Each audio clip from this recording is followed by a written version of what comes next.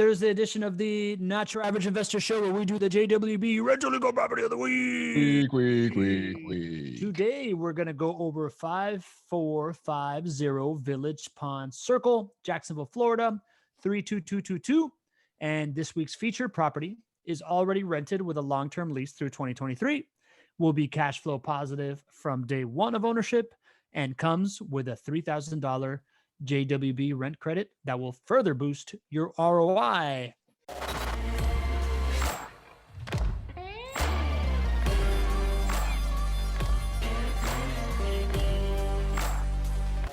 We got a smart goal today, and it's that we get the technology here working, and I think we are there. So we are live on Facebook for the Not Your Average Investor Show Thursday edition, the Rental Income Property of the Week. I am your host, Pablo Gonzalez. With me, as always, the man that they call GC because he's got genius concepts, because he generates cash flows, and because he's a great co-host. Plus, his name is Gregg Cohen. Say hello, Gregg. Hello, everybody. Great to be with you. It is great to be with you too, buddy. Thanks for sharing that story about your kids, man. I thought that was good pre-show fodder for those that come. How to set smart goals with your children. You're just gonna have to tune in a little bit early, but either way, happy to have the family here today. We got John Henning, we got Lee Bishop, we got Carl Thompson. Hey, Carl. We got Leo popping in. Good morning to you, Leo, in California. I know it's morning for you. Andrew Barnhill, good to see you. Ken Moline, good morning from the West Coast to the East Coast as well. Mark Larrett, welcome back, my friend. Mike Foster, welcome back. Great. He says great nighttime reading for the kids. That you got the kids reading. Rich Dad, Poor Dad. And Jag Chadha, good morning from India. Jag is back. Good to be growing the global audience, Jag. We really appreciate you being here. And of course, Marilyn Cotterman from Homosassa, Florida. Home of the manatees. Good to have you here too. As you all know that are here already interacting in the chat, this is a very interactive show. There is two ways to do that. Number one is to use the chat like you're doing right now. There's a little trick to the chat. You're only talking to us when you first pop it open, but we want you talking to each other because there's a lot of shared knowledge and expertise in there. So when you open your text box, you got to click the little box above it to change it from panelists to panelists and attendees. And that way everybody can exchange information and we're all putting out all these great ideas to each other, not just letting me and GC hog up all the good ideas. Second is that if you want a question asked on the show as we're going over this property, pop open the Q&A box and add it into the Q&A section. And that's really just a favor to me because the chat moves really, really fast and the Q&A stays stagnant. So it's easy for me to keep track of it and make sure that I'm getting your questions asked. And we like the questions early and often on the show. The moment you start asking, the moment I start asking. So we're definitely Bill Shields, afternoon, Pablo and Barry. You got your voice chops. I like this ongoing story of Gregg's smooth radio voice. Oh, man. How you say, oh man, that was really smooth. Yeah. Last but not least, we're going to go over, we got some news to share, but if you go to jwbinventory.com right now, you're going to see the property that we are breaking down. So we encourage you all to go there right now, download that property sheet, play along with us. I'm going to hit that a little bit later again in the show because I think it's in your best interest. But for right now, Gregg, let's get into some of the stuff that's going on right now. I think first thing that comes to my mind as an investor is the idea that interest rates seem to be rising. I bought my first property at 3.6 with a 20% down payment. And, you know, it seemed pretty easy. And now that I'm closing on my second one, it looks like some people actually aren't doing 20% down payments. And, you know, that 20% down is now, I think my last quote was at 4.1%. So you want to give us a little bit about what's going on with the interest rates and how to think about it? Yeah, absolutely. I mean, this is a topic we've been talking about for a long time, really almost since COVID-19 broke. And then we saw how the economic impact would happen. Interest rates started to go to all-time lows because of the status of the economy. And they literally had never been that low. And they couldn't go any lower. So it was pretty easy for us all to call that interest rates are going to go back up at some point. You know, we didn't know exactly when, and we didn't know how fast or how slow, but we know that they're going up. It's maybe about 4 weeks ago now on the show, we talked about how Fannie Mae is limiting the amount of loans that they are purchasing, which ultimately just means that that's a sign that interest rates on investment properties and second loans are going to go up at some point. So we've been seeing this upward pressure of interest rates for a while. And what I always want to do is when I can see internally and see what we're seeing from our approved network of lenders across the 200 properties that are under contract right now to sell that all have interest rates locked in. What are we seeing? What are we seeing on the ones that we're about to set for new clients who are putting properties under contract? What are those lender conversations going? Because I can bring a lot of transparency and just kind of forward-looking information for all of you. So, I think that you're going to see interest rates go up specifically on the JWB evals, right? I think you're going to see that soon. And the net effect of that is what that is going to do is interest rates going up, compress cash flows. It brings cash flows down. This has been the topic for the last year, that cash flows yesterday are going to be better than cash flows tomorrow. And it's because interest rates, along with rising home prices, are going to slow those down or to drop those. So, it's just like we've been saying for the better part of the last year, that interest rates are going up. They are still incredibly low. To think that you can borrow money at 4 to 5% on an asset that, when looking at all 5 profit centers, can go up over double digits each year, 20% each year if you're looking at all the 5 profit centers. To think that you can borrow money at 4, 5% to be able to do that is still an incredible deal. But the reality is that they are going to go up. So we're going to start to see that. I don't know exactly when. It's something we're keeping a pulse on. The other reason that we are going to be more proactive at raising our expected interest rates on your evaluations is because we care about the client service experience, especially through the closing process. Because many times, especially as new construction inventory becomes available for purchase more and more over the coming quarters for JWB clients, they're going to be putting properties under contract today that are not actually going to close for, let's call it 6 months in the future, right? You can put a property under contract that has a permit on it that we're about to build on, reserve it, put a contract on it, but you're not actually going to close for 6 months. You're not actually going to lock in your interest rate for maybe 4 months or 5 months from now. So we're always going to be looking at the forefront. And ultimately what we do is we are more conservative in what our expected returns are today to make sure that it's more in line with what hopefully you get to lock your interest rate in at if you are closing on a new construction home or another home that has some reason for delay in the future. So that's really where we are. We'll continue to keep you updated as really is the purpose of the show here, but more of like we've been saying for the last year. And I would expect this to be a topic that comes back over and over and over again. You're going to hear me say the same thing. Interest rates are going to be going up. All right. Kevin McCarthy in the chat has a question for you. Kevin McCarthy from the Great White North of Canada asks, do you have financing connections / options for out-of-country buyers like Canadians like himself, eh? Welcome, Kevin. Type A. I was thinking in Canadian. Well, that's wonderful. I didn't know you could think in Canadian. That's incredible. It's pretty impressive. You don't know a lot of things about me. Too, with our favorite attendee, Mr. Anonymous or right. Mrs. Anonymous attendee. Sorry, we digress there, Kevin. Wonderful question. And the answer is yes. There are financing options for foreign borrowers. And so you'll want to reach out to my team. Now, of course, borrowers who cannot get conventional financing, which is when your typical Fannie and Freddie loans, you're going to face higher interest rates, less advantageous terms, which would be expected. So just be prepared for that. But yes, there are financing options. Again, would encourage you to reach out to my team. You can schedule a time by chatting with, or to schedule a time to chat with my team by going to chatwithjwb.com. Again, chatwithjwb.com, and we'll get you set up.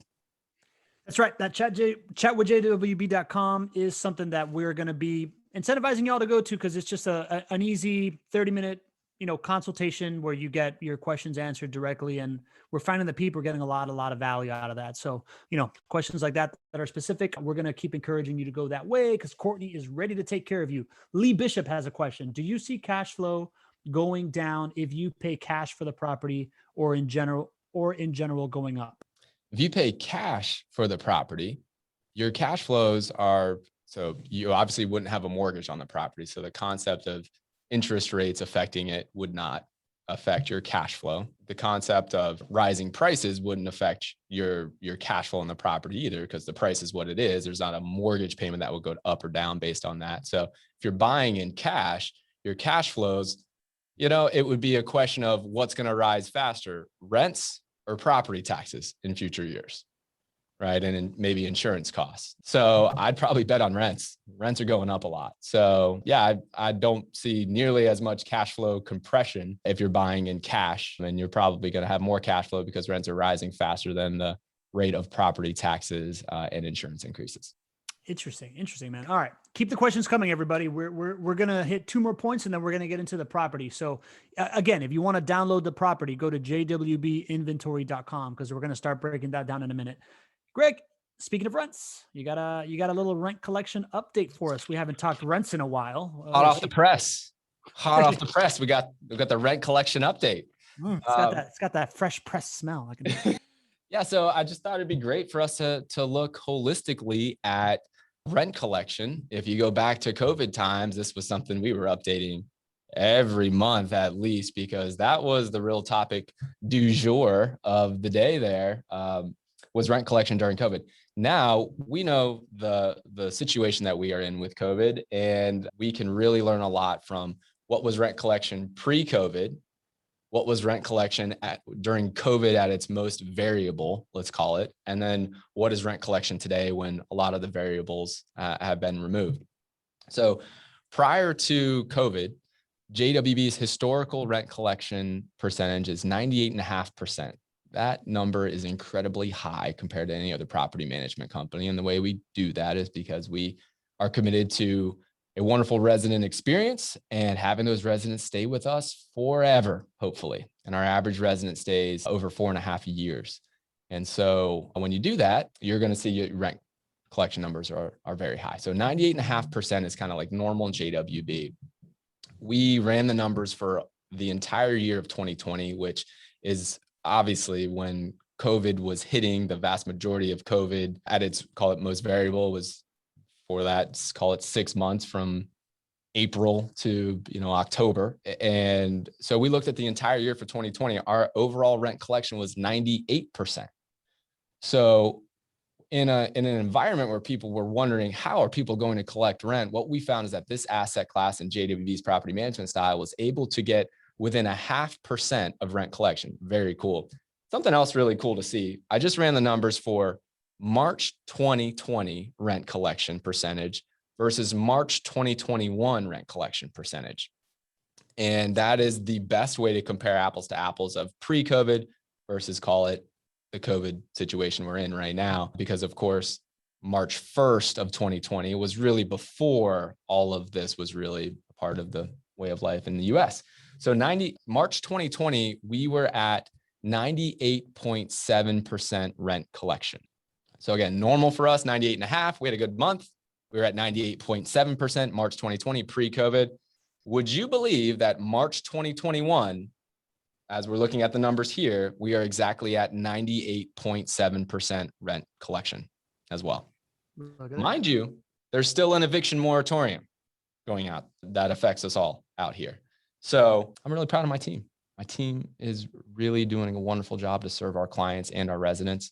And really cool to see 1 year after this COVID effect that we are right back to normal as far as rent collection. It's pretty extraordinary, man. That is not your average rental collection numbers, man. It's really, really cool to see that you hit it right on the nose, man. Gregg, I know that we can talk more about the moratorium update. I think we're going to open it up for questions, and we can talk about appraisals in a minute, but I think we're right at like 18 minutes in. I say we show the property. You ready to show the property? Let's rock, brother. Let's do this, man. We're going to magically whisk you away right now to 5450 Village Pond Circle, Jacksonville, Florida, 32222. If you want to download this sheet right now so you can play along and fiddle with it, go to jwbinventory.com. You can download it, and you're going to see this is an interactive worksheet. So right now what we're seeing this beautiful single-story house at a purchase price of $228,000. It's a 4-bedroom, 2-bathroom home with a 2-car garage, estimated rent range of $1,500 to $1,550, a lease of 2 or 3 years at $1,525, and what you come here to buy, right? It is this $209 of total monthly cash flow on your average month and a total ROI of 8.19% when you conventionally finance this property based on the current market conditions. Gregg, first question. Is it true that there's always a blue sky like this in Jacksonville, Florida, every single day? You know, that's why you moved here, I right? love it here, man. Yeah, Somewhere around this property too. dude, I'm telling you, man, this is the East Coast San Diego. All right, let's get into not just my own things here. Talk to me about what is this $209 estimated conventional financing total monthly cash flow? What does that include? What does that not include? I will answer that question. Can I also give you just an idea? I don't know if it's possible and how quickly, but at some point, could we actually go onto jwbinventory.com and just show people like literally how to get the access there too? I don't know if now is the right time or later, but let me answer your question. We'll figure that out because I want you guys to see this JWB inventory place where you can go and actually download this evaluation as well. I think it's really going to help everybody. You mean a place like this? There you go. There it is. So literally go to jwbinventory.com. I would love for you guys to go there whenever you want, but definitely when you're starting the show here on Thursdays, because you can see, you click read more right there. It brings up everything that I'm about to go over with you here. And it even has, if you scroll down there, it has a place that you can download the evaluation as well. It's loading still. Here it is. There we are. Click to download. So there you go. So that's a way to follow along at home. This $209 a month. This is one reason that you are coming to this asset class, right? There are 5 profit centers in rental property investing. And the first one that you need to get to, the first threshold you need to cross is your positive monthly cash flow. And the reason that this is so important is because you need to be investing in assets that pay for themselves every single month. This is one of the big differentiators in rental property investing versus most other asset classes, right? You can't, in most other asset classes, you can't just go buy the asset, incur debt on it, which has costs, incur that debt, and then have an income stream coming in that covers all of those costs along with it, right? You can't do that in the stock market. You can't do that with bonds, right? You can't do that wonderful fundamental thing that I just talked about, which is an asset that you can take debt out on and it pays for itself every single month. So when you look at $209 a month, that it should be communicating to you that this is doing what I just described. This is an asset that is taking out smart debt on it and it's paying for itself and then some. And there's an extra couple $100 there over top of that on a normal month that is going into your pocket, which is increasing your returns on investment and really mitigating risk, right? That's why I constantly talk about this being the best risk-adjusted return on investment. It's because positive cash flow mitigates risk. So that's what that $209 a month is. Specifically, the way we get there, it's your positive monthly cash flow on a normal month, which is when the property is rented and you don't have any non-normal expenses or non-normal benefits that happen. So specifically what you do is you take your rental income, you subtract out your principal payments, your interest payments on your loan, your property taxes, your property insurance costs, your property management fees. And what's left over is that roughly $209 estimated each month. There you go. We got a lot of good reviews on this property already in the chat. Scott Belote, former star of the show, current star of Lowe's, says that looks great. It's been a while since we have seen a new JWB property. Stevie B, who's in the house, says numbers look good. And then he had to go back to his active Dave job. Gregg, can you talk about this second number, right? So that $209, that is the self-liquidating kind of investment thing where you can scale around it because it's paying for itself, including the debt that you incur on an average month. But what does this 8.19% total ROI represent? And then we got a couple of really good questions already in the Q&A. I want to see them coming. So talk to us. What does this total ROI represent, Gregg? So the way to make the best holistic decisions for you as a rental property investor is to accomplish number one, which is that positive cash flow threshold, but then quickly expand your horizon to look at all 5 profit centers. Cash flow is just one profit center. When we're looking at this total return on investment, it allows us to look wider and to see all 5 profit centers, which is really where rental properties shine. Specifically, the way that you calculate that 8.19% estimated return on investment is we're taking all the same calculations that gave us the positive monthly cash flow, but we're adding in some of the extra profit centers that you're going to experience. And we're also adding in some of the extra expenses that you're going to experience. And those won't happen every single month, but they happen over time. And so the best way to analyze this is to take all the extra good stuff, all the extra bad stuff, and then of course, annualize it over time. So specifically what we do to get that 8.19% is we're going to take your gross rental income. We're going to subtract out your principal, your interest, your taxes, your insurance, your property management fees, like I just described, to get to positive monthly cash flow. We're also going to take out some of the negatives that happen over time. Maintenance costs, vacancy cost, the full burden of tenant placement fees are included here. So that means that in your first year, you're going to have a full month of tenant placement fee.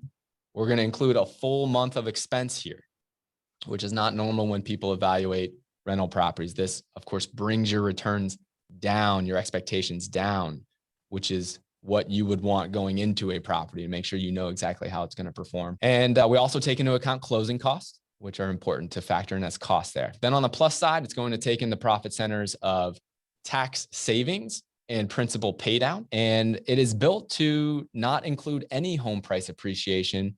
But as we normally go into this time, Pablo, is this the right time to talk about the home price appreciation component? Let's save home price appreciation. We'll talk about that in a second because we got a couple good questions and we can. I like showing that like a big reveal when. You are the hype man.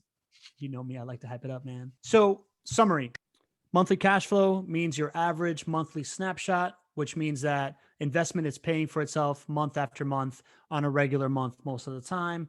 Total ROI is the holistic picture of it. That includes a couple of extra costs that don't go into the monthly cash flow, that are one-time fees that often other people don't put into their property evaluations. And it also includes other non-cash benefits that are profit centers, such as the tax savings, and it includes the loan pay down, but doesn't include the appreciation rate, which, spoiler alert, you're going to enjoy that. But for right now, let's get into Jag's question. Jag, who is becoming a savvy investor from around the globe here, Jag Chatha asks, what is a rent credit? Wonderful question, Jag. And this is a very timely topic. This home on Village Pond actually comes with a rent credit. And, you know, what we're looking at here is a beautiful asset, right? It's positive cash flow from day one, 8% return on investment, right? I love these assets. You wouldn't think that JWB should or would also give a rent credit to make this more appealing, right? It stands on its own 2 feet. So I appreciate the question, but the reality is that JWB is giving a rent credit here. And so I'll walk through why it makes sense for everybody, why everybody wins this way. This home already has a resident in place, and the resident already has a lease signed through 2023. And the resident's current rent is actually under market value. And so for JWB, we're going to look at this and we're going to say, well, if we were to keep the rent where it is, which is what the right thing, which is what we have to do for the resident, and we were going to make sure that we could produce an 8% return for a client, it's not possible for us to sell the property at that point because the rental income is too low, right? So then it wouldn't become a sellable asset for JWB. Then it couldn't become this wonderful income stream for a client. And of course, the resident is there and bound by a lease, so nothing would change there. But 2 out of the 3 would lose in that equation. So many years ago, we saw this come up. We saw an opportunity where a home has a wonderful resident in place. For whatever reason, the home is currently rented with a lease that is under market value. And you're seeing this more and more often because rents are going up so much now and over the past few years, where we looked at this and said, well, we can do something better so that all 3 parties can win. And that's what this rent credit represents. So actually this this resident's actual rent on their lease is $125 lower than what you see here on the lease amount, right? So when that happens, what we do is we make an adjustment internally and we say, let's bump this rent up to $1,525 for the client. And by doing that, then we feel really good about this evaluation we're going to put in front of you. so that you're going to earn an 8.19% estimated return on investment. And then what JWB does is we just simply give that difference over 2 years to the client at closing. $125 a month times 24 months equals $3,000. And that is the credit that JWB just gives to you as the client who is buying this property. And what happens here is now we're able to make a win-win-win. So the resident still is in the home. Their lease is at, whatever, it's actually 13. So the average rent is $1,525 on this one. That will be achieved over a 2-year period. So their actual rent is $1,375. They're still in at $1,375 right now. It's been explained to them that their rent is going to go up in future years. They're super happy. They understand this. They have time to prepare. You as the client get to buy the property today, produce that return on investment, including this rent credit that you receive. And of course, JWB now has a sellable asset and get to bring on hopefully a new client and build a wonderful relationship. So it's a way to make everybody win. And that's what you see with rent credits. I love it. I love it because I love the triple win thing, right? Like I immediately think, you guys are moving inventory, so that helps. Any investor is going to be like, yeah, $3,000 credit. That's awesome, right? I think about it from the renter's perspective, right? Just having that clarity of vision.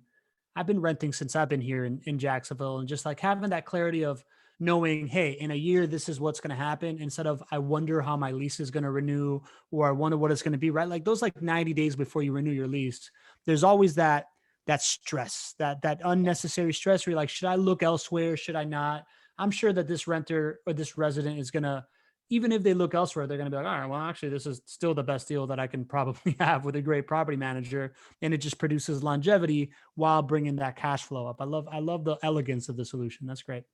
You bring up a really good point from the resident's perspective. It's not something that we tend to give enough credit to as rental property investor, but nothing works well in this investment class unless you have happy residents that stay for a long time. And so when you can do things like this, like provide clarity on somebody's financial and living situation for years and in the future, that is a huge value to somebody because nobody wants to move. So that's a very understated point. Thanks for bringing that up, buddy. Happy to do it.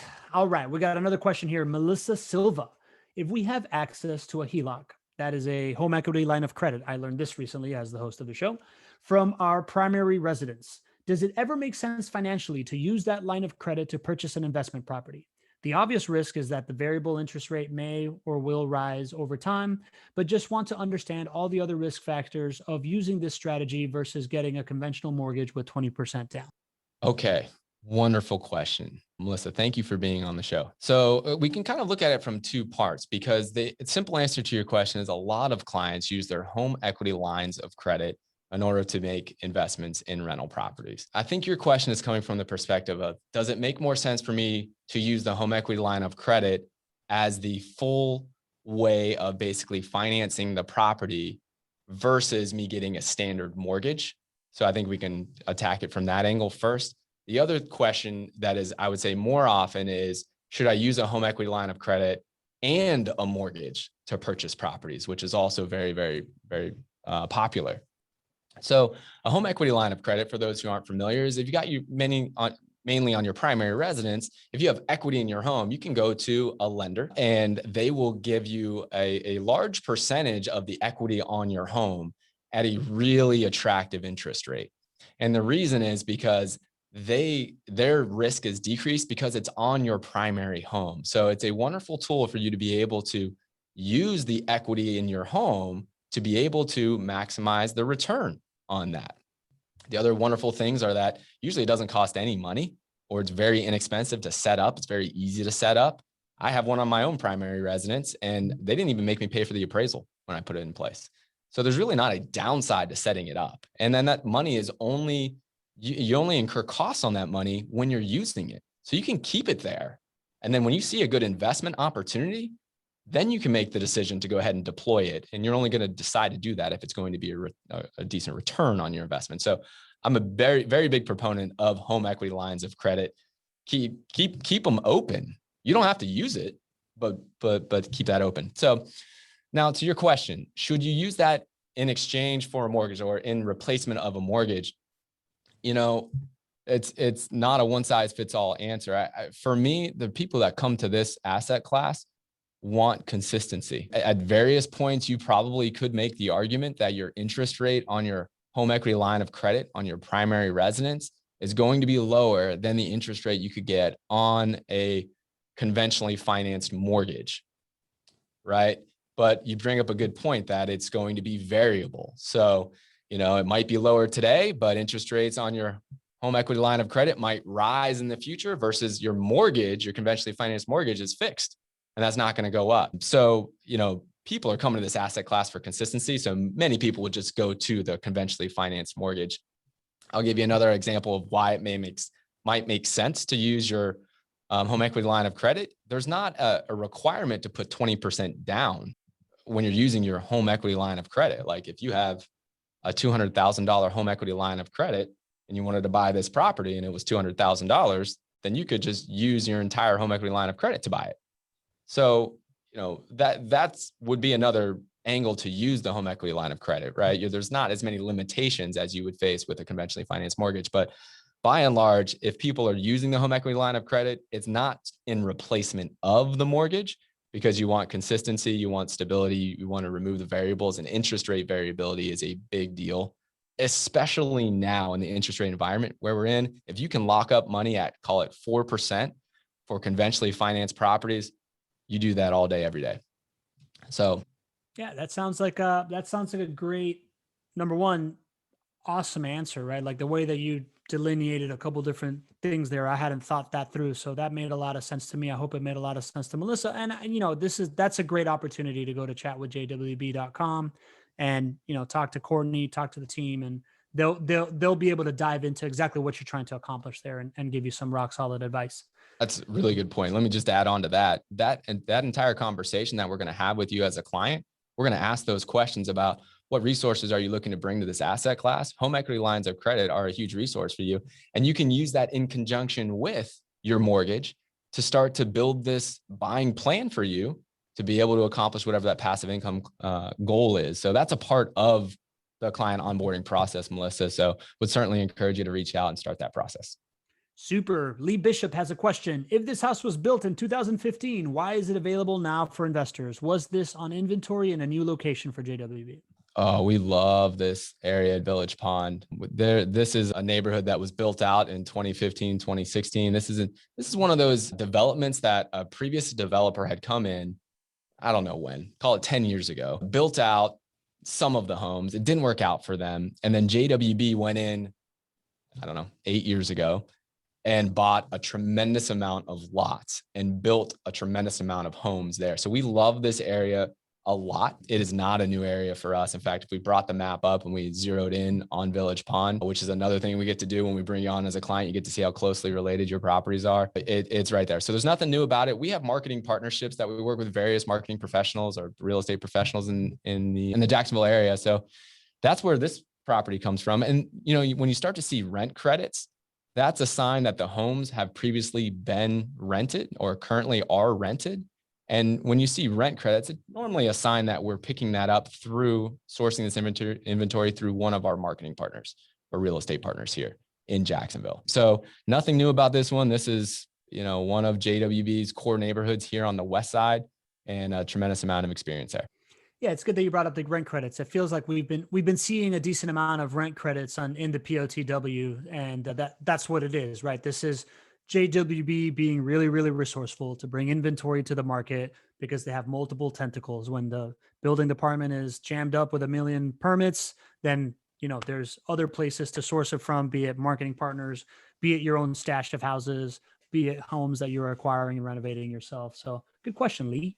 Scott Belote has a question. I know you mentioned that rents seem to be going up faster than property expenses. Expensive. Why do you assume only 1% for annual revenue increase and 3% for annual operating expense increase? I'm so glad that you asked that question. It's low. We do that because we're conservative. We want to underpromise and overdeliver for you, right? What he's pointing out is that on our evaluations, we only expect on the evaluation a 1% increase in revenue. Revenue is another way of saying rent increases. So we've stuck to that same conservative mindset. In years past, when rents weren't appreciating as much as they are right now, it still said 1%. Right now it still says 1%. For us at the core of this, these assets stand on themselves without us having to go to every degree and just maximize your profit potential. When you work with a provider who maximizes every single source of profit potential, you're setting yourself and that provider up to fail, right? One of our core values is to under promise and over deliver. So we could pick out 5 or 10 instances on these evaluations where they are conservative, where we hope to under promise and over deliver. And that's one of our, call it, secrets that Pablo pointed out early on in the show is like, we're just different. We don't have to give you the absolute best case scenario every single time, because it's not always going to work out perfectly like that. And we bring you on board with realistic expectations and we hope to beat them. And we have a lot of outs to do that. Yeah, there you go. Under promise, over deliver all day long. That's what y'all do. We got a couple questions that have to do with what you explained earlier of the rent increase. Sean Fletcher and Danny Davies. I'm going to just kind of ask them together just so that we can lump them in. As Sean asked, as the owner, we can expect to increase the rent to market level once the lease has expired?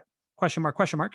And I think Denny is kind of asking the same thing where he says, just to verify, Greg, when this lease ends in summer of 2023, the tenant will be required to, if they wish to re-sign at the full value, currently $1,525, by then possibly much higher, no incremental rise like the typical re-signs. If yes, is that because it was explained to them very early on? So maybe just go a little deeper into what happens with this rent.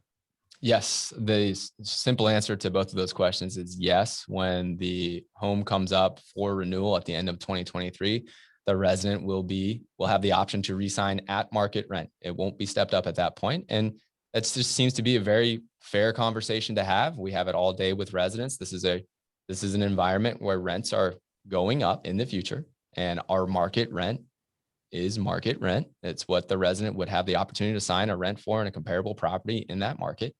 And we're having this discussion, 2 years in advance. So it's a wonderful win for the resident to be able to have this opportunity, like Pablo pointed out a few minutes ago. And yeah, for you as the owner, you can expect to have real market rent, not subsidized by a rent credit when the renewal comes up. Love it. We have our old friend here from France. Anonymous Attendé asks, is the maintenance rate of 6% based on historical norms for the thousands of properties you manage? If not, how is it determined? And does this include expected capital expenditures to compensate for the depreciation of the building, i.e. roof, furnace, AC, plumbing, etc., which will need to be replaced as the home ages? Great questions. The first question is, what is this based off of? The 6% maintenance expectation, what's that based off of? That is based off of our experience managing this type of asset times 3,800, which is the number of properties that we manage currently, and doing this for 15 years and actually tracking every dollar in and every dollar out since 2011. And that's why I can be here and confidently tell you that we expect your performance to match that. It's because it's based on data. We have this incredible data flywheel that we've created that we constantly are feeding, constantly are analyzing, constantly are sharing with you and with our clients. And it is a wonderful way to set expectations. Quite frankly, if you don't have this data flywheel, I don't know how you confidently tell somebody what their expected maintenance costs are going to be. And the unfortunate thing is that I have yet to see another turnkey provider have this data on their own portfolio. So I'll let you connect the dots there. But yes, this is based on real data. And Pablo and I were just kind of planning out future shows, how to make incremental improvements. And we both were like, hey, listen, let's show more of the client ROI report, which is that data flywheel that you get to see and real client portfolio. So we're going to be doing that more and more in the coming shows here. But yes, this is all based on real data. Again, over 2,000 properties sold. And we have tracked every dollar in and dollar out since 2011. That's how we get there. The next question doesn't include what's called CapEx. So Nadamus Attende was asking about other items beyond just kind of normal maintenance costs, right? CapEx, capital expenditures, would be things like a new AC or a new roof, right? Those types of things that break down over time, but are huge improvements to the property. That's what we're talking about here. Every bit of normal maintenance costs, every bit of CapEx, again, over that 2,000 data points that we've tracked of properties that we've sold since 2011, that includes both normal maintenance and CapEx. So that is included, and we performed those 6% numbers on properties just like this. I just love it when you talk data flywheel. Just throwing that out there. I love when we're talking about Jim Collins business terms out here, and for a real estate investing company, man, it's so impressive. Okay, so we got a couple more questions. Gregg, I don't want to miss on talking about what's going on with appraisals right now, right? Like I would love to allow you to give an update on the appraisal situations and yeah, go ahead. You want to tell us what's going on with appraisals? Yeah, hot button item. And not just here in Jacksonville, across the country. Really, the landscape right now is because there is such low inventory right now across the country. If you are a buyer of real estate, and many of you have experienced this maybe with your own primary residence you're trying to buy or other investment properties, it's a fight to be able to buy a property. Like putting offers in is a crazy experience. Getting rejected is not fun. Showing up to open houses and seeing 40 other people there, right? That's the normal way things are for buying properties right now.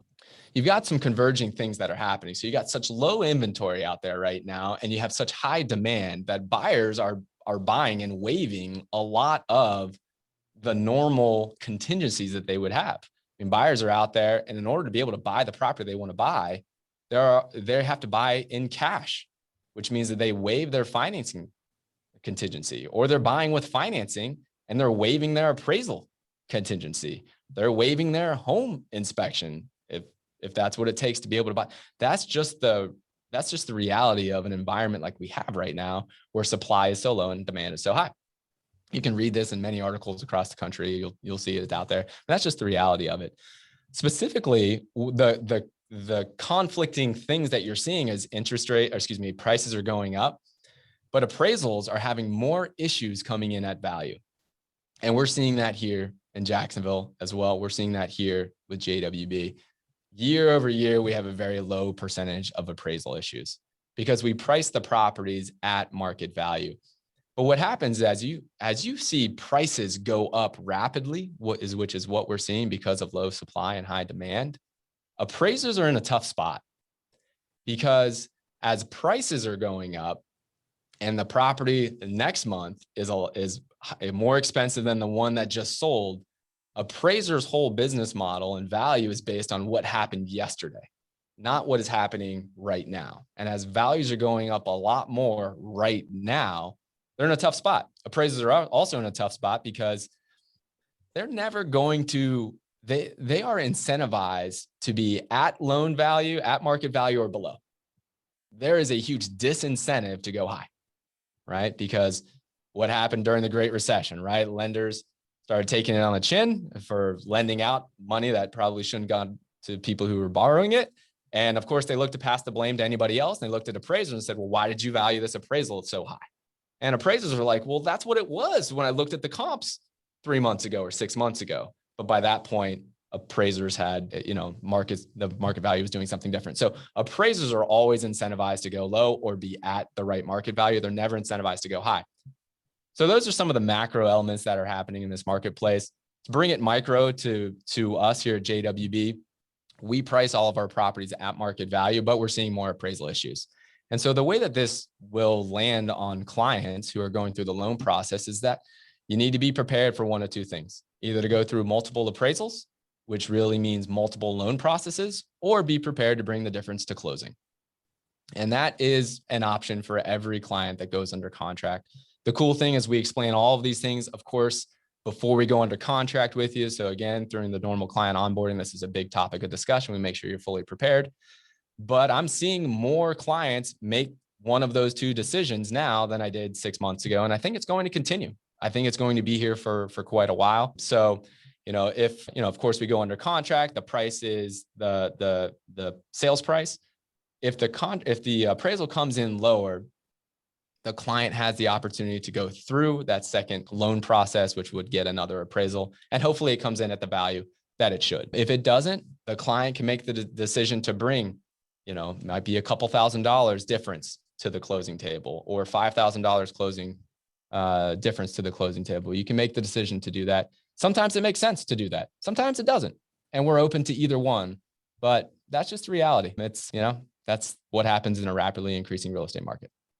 Yeah. And then when you look at it from the retail side, right? People closing on homes right now on the retail side are paying above asking price and are just trying to get it done because of the speed of transaction, right? So I see it as an investor, at least you are, when you're coming to JWB, you know that your property is there for you. And it's not at least how I experience it, right? There's not a rush on my end to think that, oh, you're just going to go give this to somebody else as long as I'm still in it. It's just an expectation setting on, depending on my own timeline. Do I want to just go out and get another appraisal, or do I want to just bring the difference in cost because I want to move on with my life and not be closing on a property, right? Yeah, exactly. I mean, it's something we're going to be with you, whatever you decide, right? And we're going to talk through the pros and cons. If you want to go down the appraisal, the second loan process route and the second appraisal route, you're going to incur costs there, right? You're going to get another appraisal. Sometimes they require two. So appraisals cost somewhere around $500, maybe $600. So you might have $500 to $1,000 cost out of pocket just to go through with that second process. We all know that loans are not fun to go through. So you might be setting yourself up for another month of work back and forth, getting document updates and things like that. So if it's a couple $1,000, maybe to $5,000 difference, is usually, for most people, they're going to bring the difference to closing. Again, everything is justified by other things that are selling in the area. So all this data is provided. So they don't feel like there's this risk that they're paying over market value. But you bring up a good point that other people in other areas, there's such a dearth of inventory right now that people are actually willing to pay more than market value over list price many times. We're not going to ask you to do that. And if the appraisal comes in higher than what the sales price is, we're not going to ask you to pay more as well. So it's a fair approach. Just wanted to make sure that everybody's, aware, because things as they were 1 year ago in real estate are different today, and we'll continue to keep you updated. Seems like a world that continues to change more and more rapidly, man. It's good to feel safe inside the JWB cocoon of people that can handle stuff for you when things are changing. Gregg, we are coming up on 125, man. What's your schedule like? We got some questions left. We got a couple of other things to hit on. How much time so I can kind of pace what we're gonna hit? I got to wrap about 140 if we can. But if there's some extra questions, I love all of these questions. Me and Pablo started from the bottom. Now we're here with amazing questions. Let's get as many as we can. And if we can't, there's a couple of resources. The Facebook group is a great place. I know you're going to mention that, Pablo. Our team can answer these questions as well. So you've got a number of resources, but let's see what we can knock out, brother. Yeah, we'll do. So Jag Chetta has a question. Side question. If I buy all cash and refi, are refi rates normally higher than the rate for purchase? Trying to decide what makes sense for me. I'm just going to go out there and preempt this, that Jag, when you are deciding what makes sense for you, chat with JWB is a really, really good resource. But Gregg, I'll let you kind of answer in more detail if you know more about refi versus. So the reality is that whether it's a purchase, whether it's a refi, whatever you try to lock up for interest rates in the future, my expectation is that is going to be more expensive. It's going to be a higher interest rate than what you can do right now, right? Whatever you can lock up right now is what I would do. Specifically on refis versus initial purchases, typically the answer is no. That, if you have the same point in time and you're doing a new purchase versus a refinance, typically no. Although right now, this is a rapidly changing lending environment. There are some rules in place that might not be the case. That it may be more expensive to do a refi as well. I would encourage you to talk to my team about that. They talk with all of our lenders on a weekly basis and have more insight there. But the general rule of thumb right now is lock up call it the 4% debt that you can right now if you have the ability to do so. There you go. Sherilyn St. John. That's a new name that I don't recognize. Welcome, Sherilyn. She asks, what does the HOA cover? Another good reason to talk with my team, who is a little bit more just knowledgeable on the very specifics of this home, which we, of course, would share with you before you purchased this one or anyone like it. I'll just give you in generalities. Our HOAs, the neighborhoods that we invest in, the HOAs do not cover much. And you want it to be that way, because if you have an HOA that covers a lot, like parts of the house, maintenance of the house for you, or a gate or a swimming pool in the area, that is going to increase that HOA cost, which is going to decrease your cash flow. And these neighborhoods are below middle income to middle income type neighborhoods. They don't need all those finer amenities to do it. So low HOAs are what you're going to see to make the numbers work. They don't cover a lot, so maybe community lawn, like definitely community lawn work, things of that nature, but just don't expect it to cover a lot. There you go. Melissa Silva back with another question. She asks, thanks for the answer to my previous question. You're welcome. Here's another. What would be the COCR? What would the COCR be for this property in year one and subsequent years? I also would like to ask another question because I have a friend that wants to know is what does COCR mean? Hashtag asking for a friend. Is your friend anonymous? Attendee? Maybe, maybe not. COCR is cash on cash return. Okay. Which is different than total return on investment, right? When people are thinking traditionally cash on cash return, they're taking rental income minus your principal, interest, taxes, insurance, monthly management fees, and they're taking out your maintenance and your vacancy cost in that. So it's similar to our return on investment, but cash on cash return would be just the negatives and not the positives of the other profit centers. That's typically what cash on cash return is. So if you're only taking the negatives, you're not taking the other additional profit centers here, and you're taking the negatives that happen at some point in time, but not every single time. And what cash on cash return represents is what hits your bank account. Your cash on cash return is going to be about zero. It's going to be about break even, right? Because you're taking in the negatives, you're not factoring in the positives, right? What that would mean is that $200 a month of monthly cash flow, that will be soaked up in your maintenance costs, your vacancy costs, your tenant placement fees, things like that. So if you're only looking at your cash on cash return, it's going to be about break even here. If you're looking beyond that, you're including at least some of the profit centers like tax savings, principal pay down, then you're going to be at about an 8.19% return on investment. And that's not including home price appreciation, which can be quite substantial to raising that return on investment. Two questions. One, is that for year one or is that for the life of the property that you're talking about, the cash on cash return? Like, wouldn't year two, if the tenant stays in, cash on cash return look a little bit more attractive? I mean, you bring up a really good point. So for the way, by definition, how cash on cash return is evaluated is you take your expected maintenance cost, right? So you would take the expected maintenance cost, the 6% and the 3% for vacancy, and you would take that out year one. Now, in reality, for JWB, how long of a lease term do we typically sign, Pablo? 2 to 3 years. 2 to 3 years, right? Our average resident stays 4.5 years. How much vacancy would you expect in year one if you sign a 2 or 3 year lease? I would say very little vacancy. Very little, right? Probably not 3% of the costs, right? Knowing that maintenance is very correlated to vacancy cost, and our residents stay 4.5 years, and the biggest component of your maintenance costs come from a property turn, how much would you expect in year one for your maintenance costs? Would it be anywhere near 6% of the rents? Yeah, I would expect maybe like one plunging of a toilet or something like that. Yeah, maybe. Yeah, exactly. Right. I'm sure you'll have something, but it's not going to be 6% of the rents. So that's why we evaluate the properties the way we do. It's the best way to do it, in our opinion, is to look at the monthly cash flow of what a normal month is, and then look big picture, look 10, 20-year horizon. How is my money going to be performing each year over a 10 to 20-year span? And that's when you start to look at all 5 profit centers. So I hope that gave a little bit more clarity on what cash on cash return, which is a wonderful unit of measurement to use, but why it might not be the end all be all best way to evaluate this property for what's most likely to happen.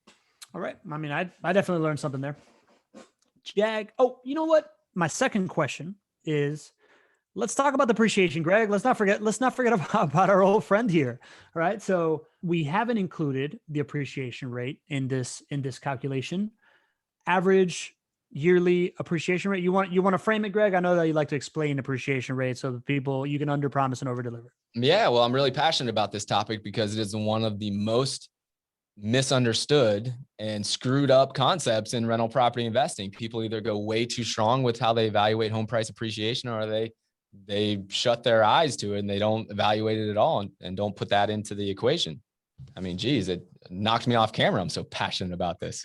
So yeah, the way to evaluate home price appreciation is to think about this in terms of a full market cycle. Many of you have heard that real estate is cyclical. That means that things tend to return back to the norm if you give it enough time. And that's what they mean by real estate being cyclical. That's what they mean by home price appreciation rates returning to the norm. And this has been documented. If you go back since 1991, and you go and look at the Federal Housing Finance Agency site, you'll see that Jacksonville has performed at about a 4.3% return on, 4.3% average appreciation rate year over year. And that's been over a 30-year span. And if you even condense that to the most recent market cycle, which is, market cycles are known to be between 10 to 20 years. The most recent market cycle has been the most variable market cycle, right? From 2001 to 2021, we had the Great Recession in the middle, where home values went way up and they went way down again, 35%. And then they since have come back up again. So the most variability, would you believe that if you took the average appreciation rate of just that most recent cycle, it is, lo and behold, 4.3% average year over year. So the way that you can use this knowledge is to make better decisions. If you are an investor and you're thinking about what market to invest in, you should be looking at what the historically accurate home price appreciation rate is for that market. And there are big differences between markets, especially cash flow markets. Most cash flow markets have high cash flow and little to no growth. Jacksonville, on the other hand, has high cash flow and higher than normal home price appreciation.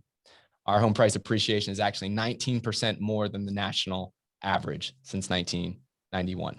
So knowing this, if you are in for the long haul, that's the other caveat. You have to be in for a full market cycle. If you know this, then you can count on home price appreciation. And that's what we do. So 4.3% on average is what I would expect, or thereabouts, assuming you're in for a full market cycle, which is between 10 to 20 years. And when you hit that magic button, Pablo, what happens? Magic. Well, looks like it jumps from 8.1% ROI here to 23.83% return on investment. You want to explain? It's the beautiful thing about leverage, brother.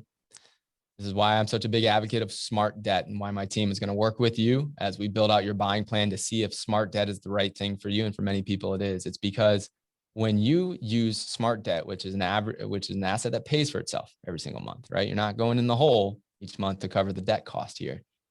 What you're doing is you're able to fully maximize and capitalize on a growing real estate market. All right. In simple terms here, think about this. Many people don't realize this, but when you buy an asset and the asset appreciates, you get the full value of that appreciation. But if you only put a small percentage of your money into it, your return on investment skyrockets. And here's an example.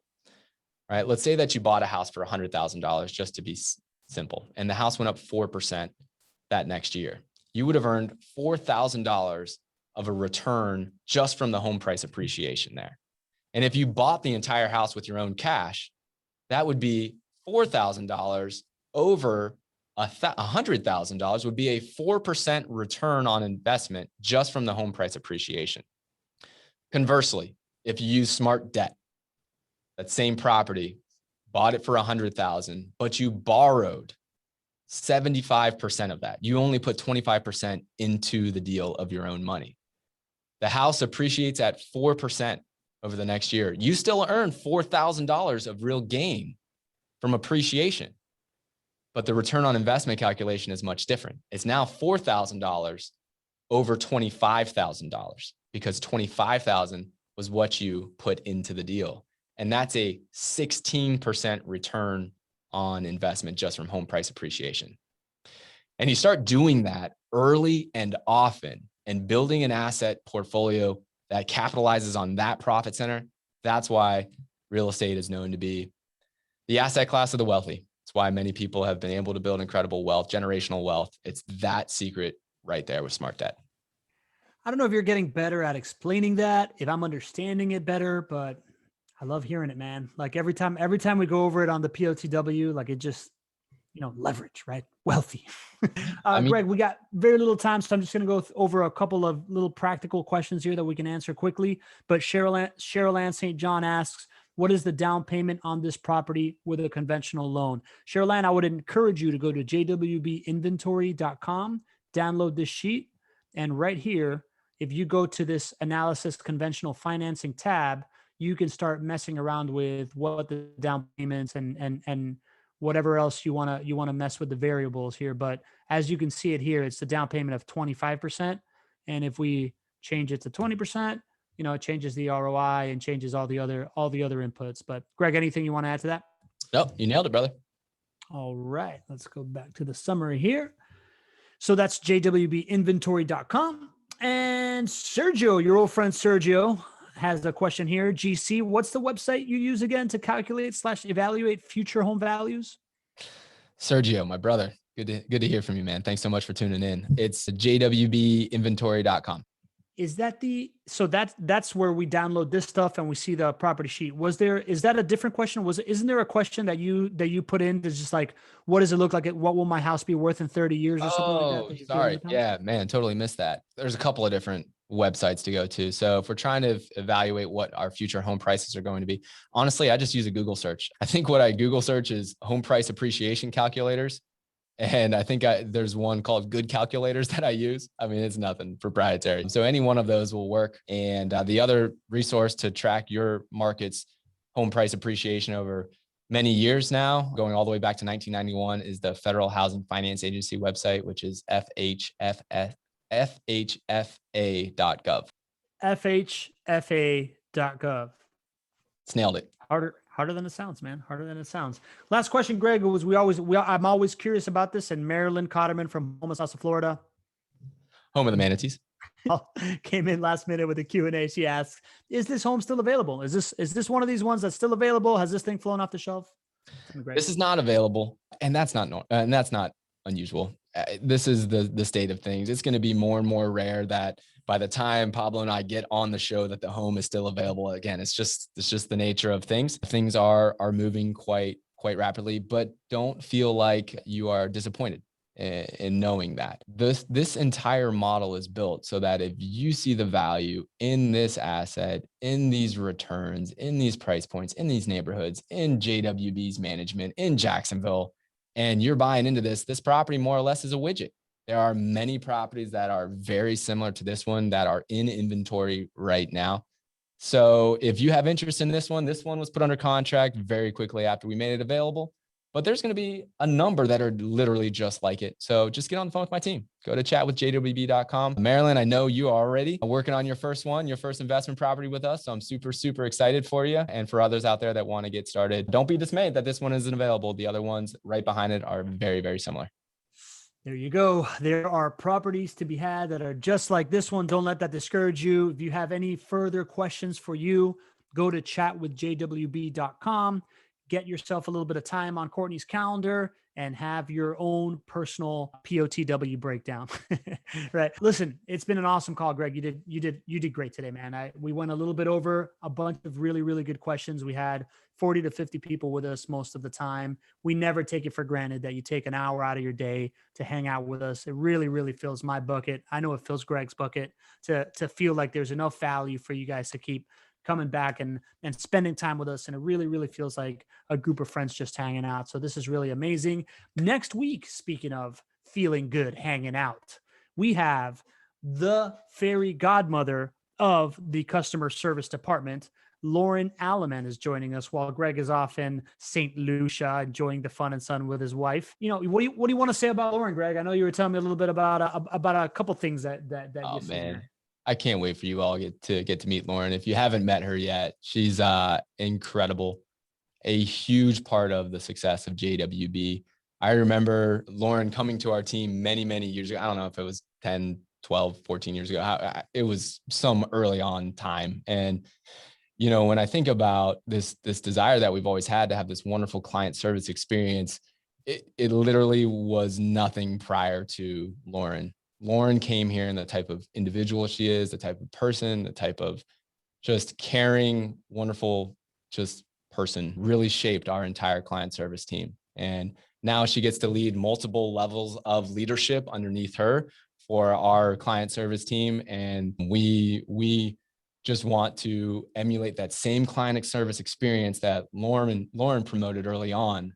And now we get to do that across many, many people on our client service team. So you're going to get to meet Lauren. She's incredible. Can't wait for her to be able to share her insight with you. And what's the title of this one, Pablo, the title of the show? The title of the show, we got a good title over here. It is 8 Steps to Close on a Property Like a Pro with JWB. Yeah. You want to talk to somebody who knows the wonderful things to do and the horror stories to avoid for closing a property. Try talking to Lauren, who has closed over 2,000 properties for clients and currently manages over a $450 million real estate portfolio for them. So not often you get the chance to bend the ear of somebody like that. So you guys are in for a real treat.